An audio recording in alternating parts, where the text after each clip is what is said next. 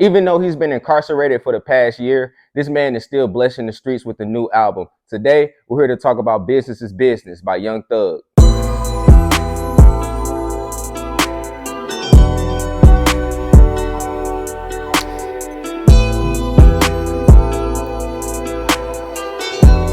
First off, let me just say free Young Thug.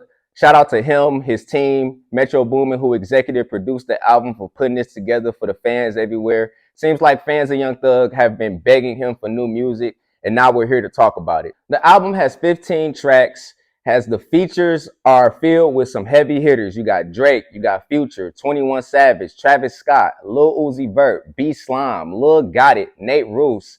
And the production team is also filled with heavy hitters. You got Metro Boomin, Southside, Wheezy, Aviator Keys, Filthy, just to name a few as far as the production, because it's a lot of production on this album. Along with London on the Track was also on the album as well, and that was fire too. Action-packed, fun-filled, talent-filled features and production on this album to make it all come together. Let's jump into it. I got 4 songs I'm going to talk about. We not going to waste no time. The first song that we are going to jump into, track number 11, Hellcat Kenny featuring Lil Uzi Vert. She killing shit.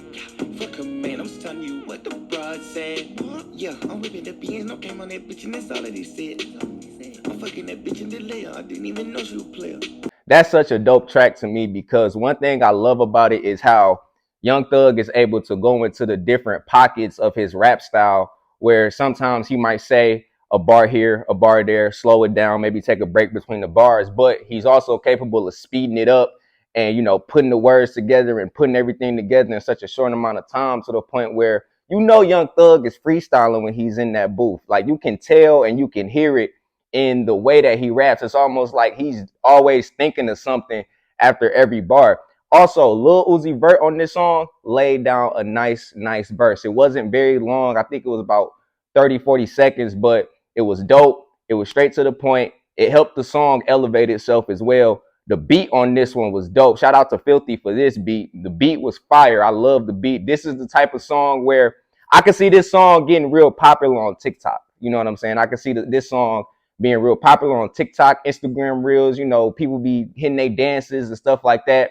This is one of those type of songs, most definitely. So shout out to Thug, shout out to Lil Uzi Vert for that one. That's Hellcat Kenny. Let's jump into the next one. Next song we're going to talk about is definitely a favorite for me. Track number 13, Jonesboro. What the fuck wrong with these broke ass niggas? Yeah, I told them tear down. I'ma think you pocket watching, don't look at my pants now. My diamonds louder than no fucking ambulance now. Ask the bitch from the sideline, stand down. Now, there are 2 things about this song as to why I chose to talk about it for this review in particular. Number 1, the beat. Metro Boomin really did his thing on this one. The sample that you hear, which is the humming in the background, comes from the humming song by legendary Smokey Robinson. Go do your homework if you don't know that song. It's a classic. But I feel like adding that to the beat added an extra effect to the song overall. It felt as if Young Thug was giving a testimony throughout this entire song. It's really raw. It's really personal. And another thing that I love about this song is the way that Young Thug is able to rap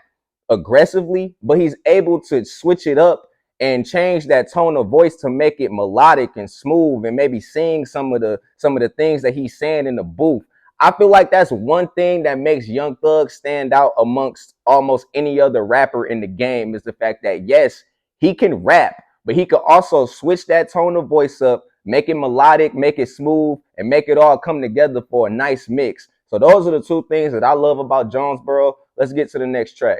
Third track we're going to talk about is track number 1, Parade on Cleveland, featuring the boy Drake. Back in at the back end, like I'm trapping. Actually, I've been trapped in, but I took a black bitch to Beverly Hills. Now she white, Michael Jackson. After we fought, she told her friends, bitches cracking. Let me just say, that song is so dope because you got Drake opening the song, basically telling Young Thug's fans that when he gets home, it's going to be a parade on Cleveland. You can tell this was basically a message from Young Thug that Drake is giving to Young Thug's fans. It was also very dope to hear the phone call between Drake and Young Thug, because we know that Drake and Thug are very good friends with each other. They make great music together. That part of the song was very dope. But let's talk about the way Thug was rapping on there. See, that's the Young Thug that I really have grown to love. That, straight just rapping, aggressive, not really, singing as much, but he's still popping this shit, still letting you know. Everybody know Young Thug is a real one. Even though, Young Thug has his antics and things like that, everybody know Young Thug is a real one at the end of the day. So it was very dope to hear Drake and Thug come together on that one, even though it would have been nice to maybe hear them on the same beat at the same time.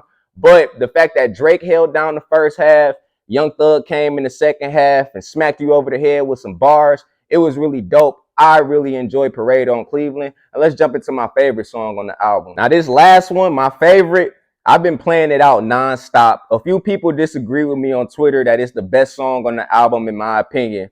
But track number 4, Cars Bring Me Out, featuring Future. You can dive in this bitch like a fish. If it still got the eyes, it's a perfect dish. Give it to my kid, I'm about to eat this whole week. Gave her 9 racks like a motherfucking seed. If you made some meals in the pandemic, then you big. Now, if you've been paying attention to the last few reviews that I've done, then you already know what my favorite thing about this song is, right? The guitar and the beat. I told y'all, whenever I hear a guitar, I immediately fall in love with the song. And that's exactly what I did with this one. As soon as I heard the guitar, I just knew it was going to be a hit. And then once Thug came in with the Woke Up in a Mansion, I'm like, okay, this is going to be one of those ones. Because when Thug and Future come together on songs, it's very braggadocious. It's a lot of swag, a lot of shit talk, a lot of flexing, money talking, car talk, all that kind of shit, all on one song. And they complement off of each other so well. They did a lot of back and forth on this song, even though there was a chorus. I love when Future and Thug go back and forth like that. Kind of like what they did on the song Sup Mate off of So Much Fun. It kind of felt like that, but this song kind of felt a little more smoother than that one. So that's my favorite song on the entire album. Like I said, I've been listening to it nonstop. I'm waiting to hear it out and about, somewhere at a function, a kickback party, whatever, barbecue, whatever. I know I'm going to hear it there, and I'm just ready to hear it, honestly. That's Cars Bring Me Out. That's my favorite song on the entire album. Now let's jump to a verdict for the album. I do like the album, but I also feel like it's not the best of the best. There are some songs on here that are skippable. I'm not going to say which ones. Those are for you to decide when you go check the album out. But I definitely feel like this album has some high points and some low points, a few mid points. Overall, I'm giving the album about a 7 out of 10. I give Young Thug a little benefit of the doubt because I understand he cannot record brand new music right now due to the fact that he's in jail. So these songs have been songs that he's had and have been sitting on for some time. We don't know how long, but most of the songs on here are still very, very good. This is a very good album if you can get past the skippable songs. That's why I'm giving it a 7 out of 10. Overall, a good album, but not 100% great. And there you have it. That is my review on Business is Business by Young Thug. 7 out of 10.